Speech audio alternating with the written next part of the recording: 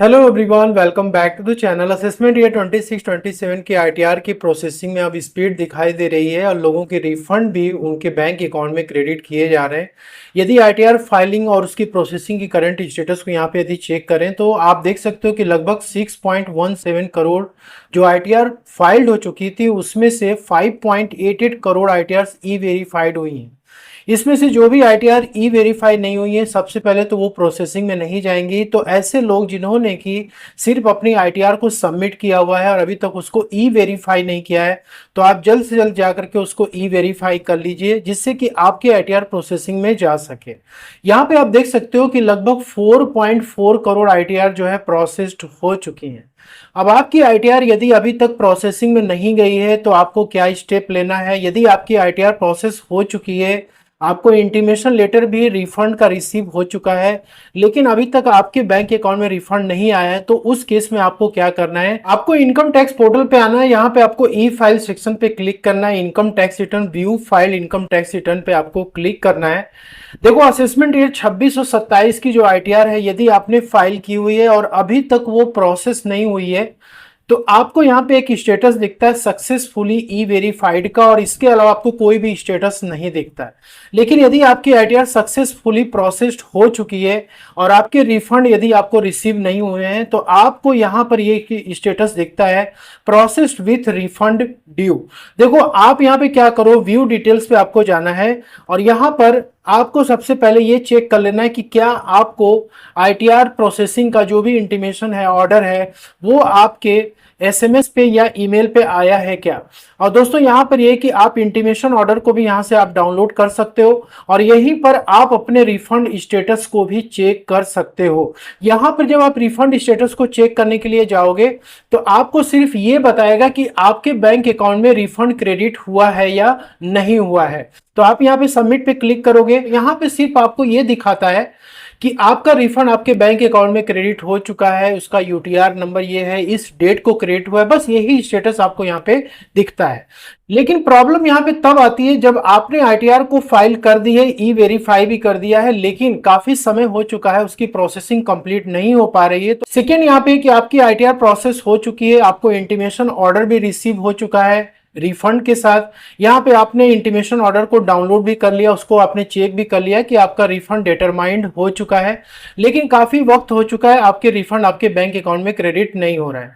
तो ऐसे केस में आपको इसके लिए क्या स्टेप लेना है। देखो, आपको छोटा सा काम यहाँ पे करना है। सबसे पहले आपको यहाँ पे ग्रीवेंस वाले सेक्शन में आना है, सबमिट ग्रीवेंस पे आपको क्लिक करना है। अब इसमें आईटीआर प्रोसेसिंग के लिए और रिफंड के लिए, दोनों के लिए आपको अलग अलग ग्रीवेंस रेज करना पड़ेगा।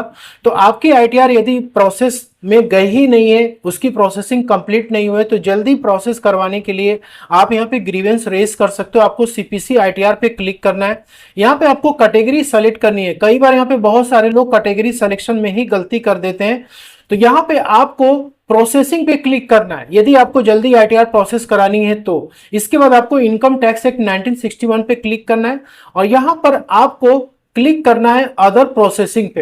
अदर प्रोसेसिंग के बाद आपको कंटिन्यू बटन पे क्लिक करना है। यहां पे आपको असेसमेंट ईयर 26-27 सेलेक्ट करना है। अब यहां पे ग्रीवेंस डिस्क्रिप्शन में आपको क्या लिखना होगा। देखो, ग्रीवेंस डिस्क्रिप्शन के लिए आपको क्या करना होगा कि कुछ मैटर आपको इस तरीके से ड्राफ्ट कर लेनी पड़ेगी, जिसमें कि I successfully filed and e verified my original ITR, उसका नंबर आप डालिए, असेसमेंट ईयर, किस डेट को आपने फाइल किया था, ठीक है, अंडर सेक्शन 139(1). यहाँ पे आपको एक्नॉलेजमेंट नंबर आपको इंटर करना है। तो आप जब अपनी आईटीआर को ओपन करोगे, जैसे कि मैंने आपको यहाँ पे बताया था, ई फाइल वाले सेक्शन में आप जाओगे, income tax return view file income tax return पे आपको क्लिक करना है। यहाँ पे देखो एक्नॉलेजमेंट नंबर आपको मिल जाता है। यही एक्नॉलेजमेंट नंबर आपको क्या करना है कि यहाँ पर इंटर करना है। इसके बाद as my return is still pending, I kindly request you to expedite this processing and issue any applicable refund at the earliest, my bank account is pre validated and link to my pan.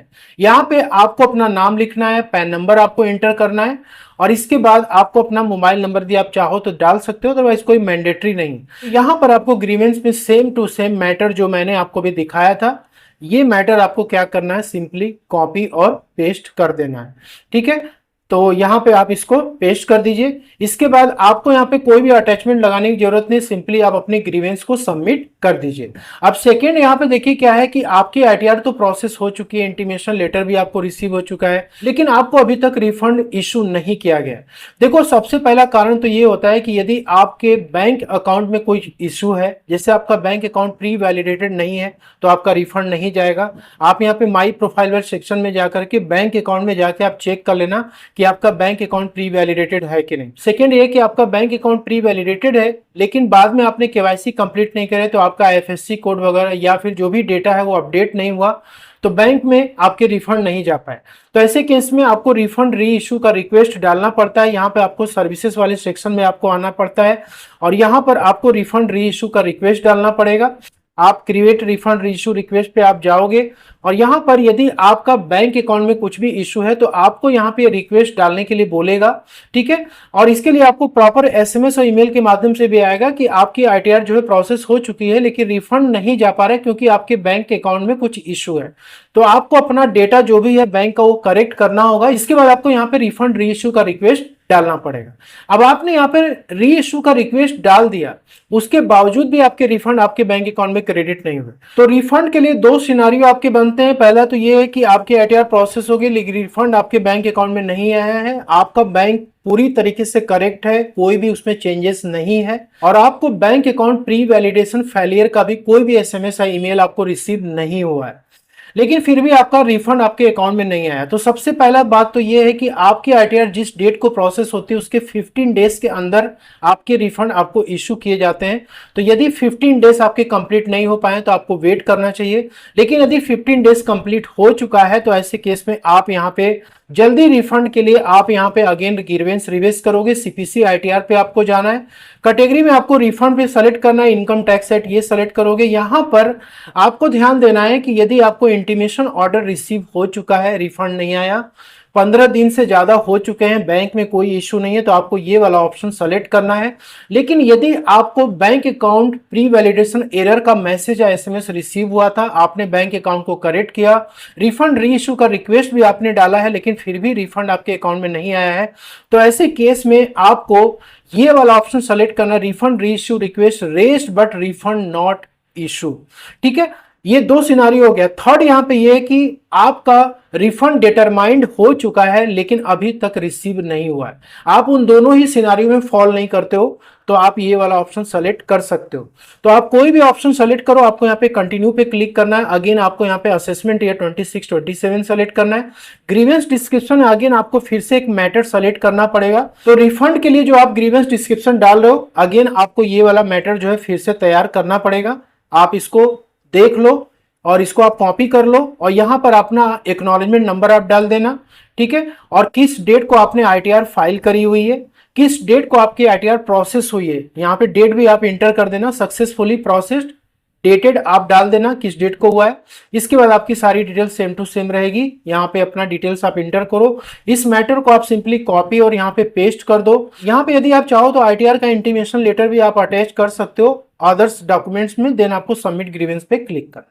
तो ITR की processing और refund issue कराने के लिए आप अपना grievance raise कर सकते हैं और आपको ये चेक करना है कि वहां से क्या रिप्लाई आती है, फिर उसके बाद आगे आपको एक्शन लेना है। होप कि आपको ये वीडियो पसंद आई होगी। यदि आपको अच्छी लगती है तो आप इसे लाइक और शेयर जरूर करें और चैनल पे आप नए हैं तो सब्सक्राइब जरूर करें। Thank you so much for watching.